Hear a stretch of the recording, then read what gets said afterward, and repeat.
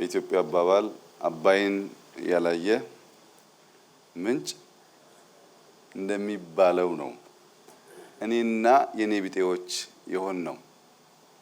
ይህንን መልክዓ ምድር፣ ይህንን ውበት፣ ይህንን የቦታ አቀማመጥ፣ የተፈጥሮ ጸጋ ሳላይ የማየት እድል ሳይኖረኝ ሌሎች ሀገራት ከዚህ በጣም ያነሰ ነገር በማይበት ሰዓት ኢትዮጵያ ተስፋ የሌላት የማትደርስ ሌሎች የሚያምሩ እኛ ግን ውበት የሌለን ሌሎች የሚችሉ እኛ ግን የማንችል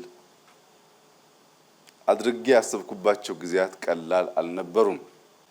ብዙ ሰው ሀገሩን ጠንቅቆ ሳያቅ በሀገሩ ያለን ውበት በሀገሩ ያለን ጸጋ በአንክሮ ማስተዋል ሳይችል ወጣ ሲል የሰው አብዝቶ ያደንቃል።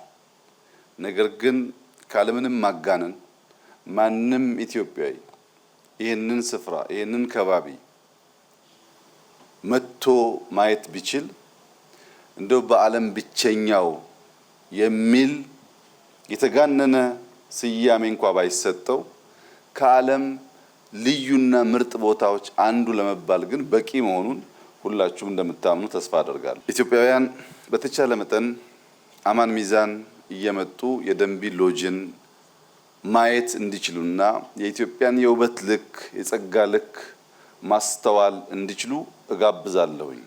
ወደዚህ ስፍራ መምጣት እንደከዚህ ቀደሙ አስቸጋሪ አይደለም። ኤርፖርት አለን። ከኤርፖርት እስከ ሎጁ ያለው ርቀት 5-10 ደቂቃ ቢወስድ ነው። ይህ ስፍራ እኛ አልሰራ ነው፣ ፈጣሪ አድሎ ሰጠን። ተራራውን፣ ሸንተረሩን፣ ዛፎቹን አብዛኛው ነገር የፈጣሪ የእጅ ስራ ነው። ፈጣሪ የሰጠንን ብቻ ወስደን ዝም ካል አሁን የምናየውን ውበት ማየት አንችልም። አምናም አቻምናም መተን ነበር፣ እናንተም ነበራችሁ።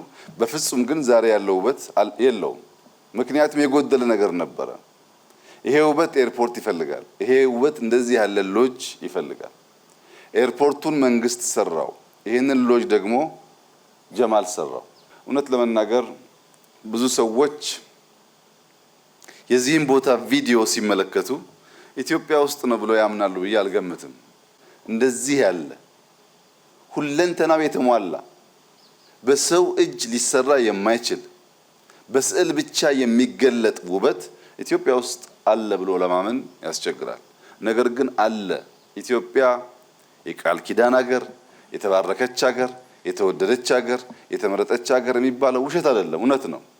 እኛንን ማስተዋል ማየት ያቃተን እንጂ ኢትዮጵያ ውስጥ የሌለ ውበት፣ የሌለ ጸጋ፣ የሌለ ሀብት የለም። እና የዚህ ሎጅ መገንባት ሀገራቸውን ለማየት ውበት ለማድነቅ ሰላም የሚፈልጉ ሰዎች ሁሉ በእጅጉ ጠቃሚ ስለሆነ ኢትዮጵያውያን በቻላችሁት መጠር በቅርብ ርቀት ያላችሁ በመኪና በርቀት ያላችሁ በአውሮፕላን እየመጣችሁ አማን ሚዛንን ማየት የሰርክ ስራችሁ እንዲሆን አደራ ማለት ፈልጋለሁ።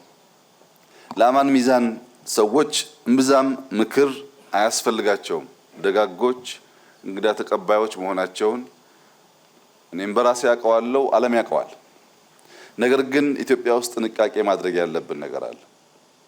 ጥንቃቄ ማድረግ ያለብን ነገር ከሌላ አካባቢ ሰዎች እኛን ለማየት ሲመጡ ሁለት ዓላማ አላቸው። አንደኛው ዓላማ ሀገር ማየት፣ ተፈጥሮን ማየት፣ ሀገር ማድነቅ የሚፈልጉ ናቸው።